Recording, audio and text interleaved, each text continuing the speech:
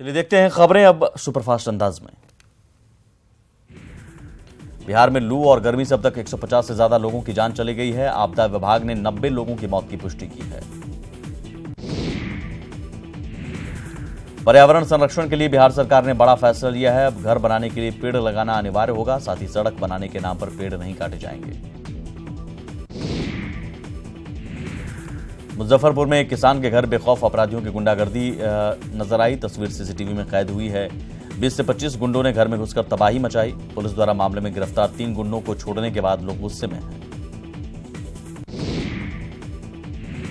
प्रधानमंत्री सड़क योजना फेज 2 के तहत केंद्र सरकार ने झारखंड सरकार को बड़ा तोहफा दिया। केंद्र ने राज्य सरकार के प्रस्ताव को मंजूरी देते हुए 1035 करोड़ रुपए की स्वीकृति दी है, जिससे 166 सड़कों का निर्माण होगा, जिनकी लंबाई 1652 किलोमीटर होगी।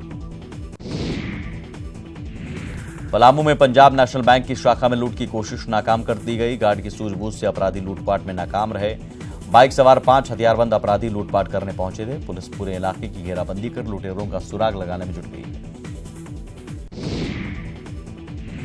योग दिवस पर पीएम मोदी के रांची दौरे को लेकर अभी से ही सुरक्षा के पुख्ता इंतजाम किए गए हैं। इसे लेकर पुलिस लाइन के तमाम पुलिसकर्मियों को कई दिशा निर्देश दिए गए हैं। पीएम की सुरक्षा में लगे जवानों को मोबाइल और सेल्फी से दूर रहने की हिदायत दी गई है। पीएम के कार्यक्रम स्थल के लिए 3 रूट निर्धारित किए गए हैं। प्रधानमंत्री के दौरे के दौरान शहर की ट्रैफिक व्यवस्था बाधित न हो, इसी भी ध्यान में रखा गया है। आईजी ऑपरेशन ने बताया कि सुरक्षा व्यवस्था को लेकर कोई चूक न हो, इसे लेकर दूसरे जिलों से भी जवानों को बुलाया गया। 21 जून को रांची के प्रभात तारा मैदान में होने वाले मुख्य कार्यक्रम से पहले मुख्यमंत्री रघुवर दास ने योग स्थल का जायजा लिया। उन्होंने अधिकारियों से योग दिवस को लेकर की जा रही तैयारियों की जानकारी ली। दरभंगा में एक युवक की हत्या के बाद लोगों ने जमकर बवाल काटा। आक्रोशित लोगों ने आरोपी के घर और दुकान पर हमला बोल दिया, साथ ही दुकान में आग लगा दी। हालात पर काबू पाने के लिए पुलिस को लाठीचार्ज करना पड़ा। दरभंगा में मामूली विवाद में एक युवक की पीट कर हत्या कर दी गई थी, जिसके बाद गुस्साए लोगों ने जमकर बवाल काटा। पुलिस ने 2 आरोपियों को गिरफ्तार कर लिया है और मामले की जांच की जा रही है।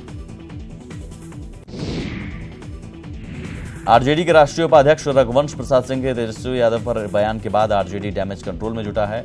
आरजेडी प्रदेश अध्यक्ष रामचंद्र पूर्वे ने रघुवंश सिंह के बयान को गलत ठहराते हुए सिरे से खारिज कर दिया। वहीं जेडीयू नेता राजीव रंजन ने कहा कि आरजेडी नेता तेजस्वी यादव की कमी छुपाने के लिए लगातार हास्यास्पद बयान देने में लगे हैं। दरअसल तेजस्वी के गायब होने पर रघुवंश प्रसाद ने वर्ल्ड कप मैच देखने इंग्लैंड जाने की बात कही थी, जिसके बाद सियासत गर्मा गई। आरजेडी नेता रघुवंश प्रसाद सिंह के बयान पर बीजेपी ने चुटकी ली है। बीजेपी ने तेजस्वी से नेता प्रतिपक्ष के पद से इस्तीफे की मांग की। तेजस्वी के गायब होने के बाद रघुवंश प्रसाद सिंह के बयान पर जेडीयू ने भी प्रतिक्रिया दी है। पार्टी के प्रधान महासचिव केसी त्यागी ने कहा कि तेजस्वी की खेल भावना का हम सम्मान करते हैं। आरएलएसपी 17 जुलाई से 25 जुलाई के बीच सदस्यता अभियान चलाने जा रही है। आज पटना के प्रदेश कार्यालय में जिलाध्यक्षों के साथ मीटिंग की गई। इस दौरान कुछ युवाओं को आरएलएसपी की सदस्यता भी दिलाई गई। मुजफ्फरपुर में एईएस से हो रही मासूमों की मौत पर बिहार के डिप्टी सीएम सुशील कुमार मोदी ने चुप्पी साध ली है। पटना में एसएलबीसी की बैठक के बाद जब पत्रकारों ने सुशील मोदी से बच्चों की मौत पर सवाल किया तो उन्होंने मौन धारण कर लिया। बिहार में एईएस के कहर से अब तक 146 बच्चों की मौत हो गई। मुजफ्फरपुर में 114 की मौत, हाजीपुर में 11, समस्तीपुर में 5, मोतिहारी 7, पटना में पीएमसीएच में 1 बच्चे की मौत हुई। बीजेपी नेता सच्चिदानंद राय ने मुजफ्फरपुर में एईएस को लेकर मीडिया कवरेज में सरकार पर किए जा रहे हमले पर सवाल खड़े किए हैं। उन्होंने कहा कि आईसीयू में चिल्ला चिल्लाकर मीडिया मरीजों को परेशान करते दिखी। मुजफ्फरपुर के बाद अब भागलपुर में एईएस ने दस्तक दे दी है। पूर्वोत्तर बिहार के सबसे बड़े सरकारी अस्पताल जेएनएमसीएच में एईएस से 2 बच्चों की मौत हो गई, जबकि 1 बच्चे की इलाज जारी है। एईएस से निपटने के लिए अस्पताल अधीक्षक ने पूरी तैयारी की बात कही है। मुजफ्फरपुर में एईएस से हो रही बच्चों की मौत को लेकर भागलपुर से कांग्रेस विधायक अजीत शर्मा ने राज्य सरकार पर हमला बोला है। केंद्र और राज्य सरकार पर चमकी बुखार से बचाव का इंतजाम नहीं करने का भी आरोप लगाया है। मुजफ्फरपुर के एसकेएमसीएच में बिजली की समस्या गंभीर हो गई है। सुबह से बार-बार बिजली ट्रिप हो रही है, जिससे बच्चों के इलाज में दिक्कत हो रही है। एसकेएमसीएच के अधीक्षक ने डीएम से तत्काल बिजली की समस्या दूर करने की मांग की है। मुजफ्फरपुर में एईएस के कारणों का पता लगाने के लिए एक बार फिर विशेषज्ञों की टीम जुट गई है। 5 साल बाद रिसर्च का काम शुरू हुआ। अमेरिका के अटलांटा से सीडीसी की जांच रिपोर्ट में बीमारी के कारणों का पता नहीं लगने के बाद रिसर्च का काम बंद था। सीतामढ़ी सदर अस्पताल में बने एईएस वार्ड में पीड़ित बच्चों के आने का सिलसिला लगातार जारी है। अब तक 15 बच्चों को इलाज के लिए सदर अस्पताल में भर्ती कराया जा चुका है। राज्य सरकार और जिला प्रशासन के निर्देश पर एईएस वार्ड में मरीजों और उनके परिजनों के लिए तमाम सुविधाएं उपलब्ध कराई गई।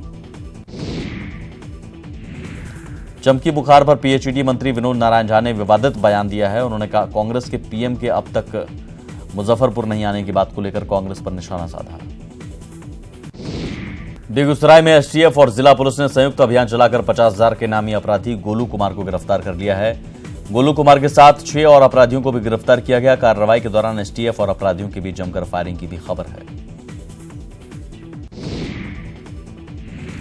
राजधानी रांची में बिजली पानी की समस्या के खिलाफ जेएमएम ने आज रांची समाहरणालय के सामने प्रदर्शन किया। पार्टी कार्यकर्ताओं ने खाली घड़ा फोड़कर और हाथ में ढिबरी के साथ प्रशासन और सरकार के खिलाफ प्रदर्शन किया।